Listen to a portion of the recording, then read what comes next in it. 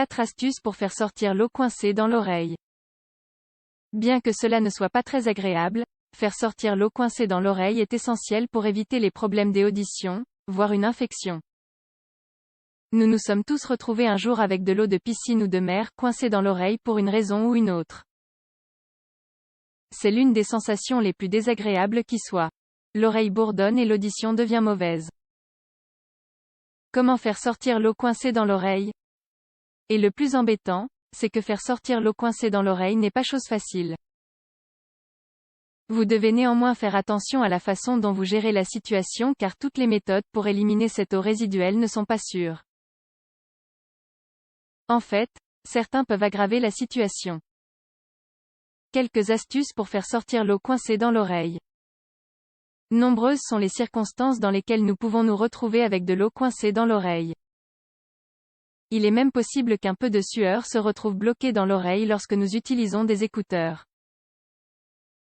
Si ce problème n'est pas traité à temps, il peut déclencher une infection comme celle de l'oreille du nageur, comme l'explique cet article publié sur American Academy of Otolaryngology Head and Neck Surgery Foundation. Ici, il n'est pas question de tester de nombreuses astuces et de nombreux remèdes populaires pour faire sortir l'eau coincée dans l'oreille.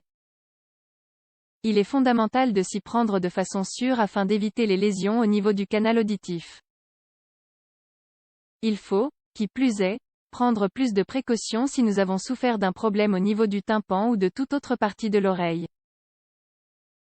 Alors, comment faire sortir l'eau coincée dans l'oreille? Quelle méthode est-il préférable d'éviter? Découvrez la réponse à ces questions dans la suite de cet article. 1. Faites le vide. En général, lorsque de l'eau entre dans l'oreille, on panique et on se donne des tapes sur la tête du côté opposé. Cette technique fonctionne parfois, mais il est plus simple d'apposer la paume de la main sur l'oreille concernée et d'exercer une pression afin de créer une sorte de vide qui va permettre à l'eau de descendre par le canal auditif. 2. La tête penchée sur le côté.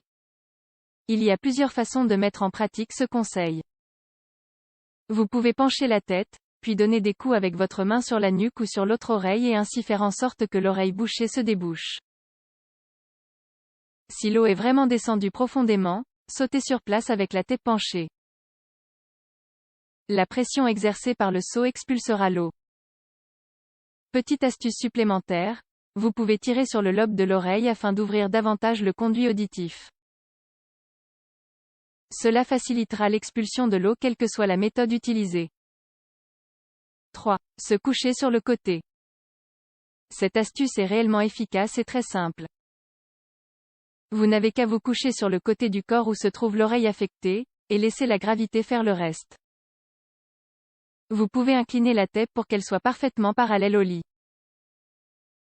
De cette façon, le conduit auditif sera bien droit et l'eau descendra d'elle-même. 4. Le sèche-cheveux. L'utilisation d'un sèche-cheveux est une solution idéale pour évaporer l'eau qui se trouve à l'intérieur de l'oreille. Il est recommandé de l'allumer à la plus basse puissance et de le placer à une distance prudente afin d'éviter les brûlures. Maintenez cette position pendant quelques minutes. Avec cette méthode, le vent du sèche-cheveux expulsera l'eau ou bien l'eau finira par s'évaporer grâce à la chaleur. Les choses à éviter. Les méthodes que nous venons de citer peuvent être utiles à l'heure de faire sortir l'eau coincée dans l'oreille, mais ce ne sont pas les seules. Il y a d'autres astuces populaires qui, généralement, attirent l'attention. L'inconvénient est que ces autres astuces peuvent rayer le canal auditif ou heurter le cérumen à l'intérieur du canal.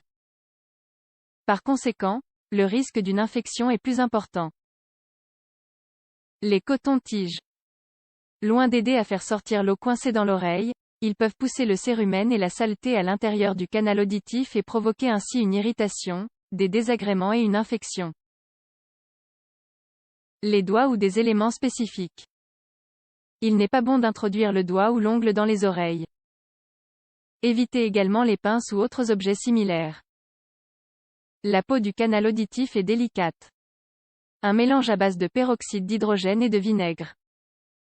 Certains ont recours à des gouttes de peroxyde d'hydrogène, de vinaigre ou d'alcool pour résoudre ce problème. Néanmoins, aucune preuve ne permet de confirmer qu'il s'agit d'une méthode sûre et efficace. Les conséquences peuvent être graves comme une perforation du tympan, par exemple. Quand faut-il consulter son médecin? Généralement, les désagréments associés à la présence d'eau dans l'oreille disparaissent en quelques heures. Néanmoins, si le symptôme persiste, est récurrent ou est accompagné d'autres désagréments, il est alors essentiel de consulter son médecin ou un spécialiste ORL afin d'identifier le problème et de suivre un traitement approprié.